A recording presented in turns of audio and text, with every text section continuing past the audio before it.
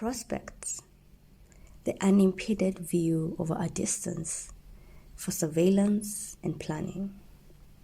How do we put this in our space?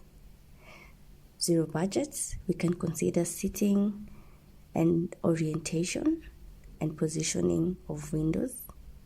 For a low budget, we can incorporate wayfinding through signposts and low partitions in our space.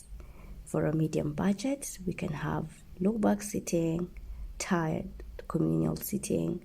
We can have window seats, transparent materials in our glass walls, polycarbonate walls, transparent doors, partitions, just to give us a view over the distance. For a high budget, we can incorporate wayfinding through the structure.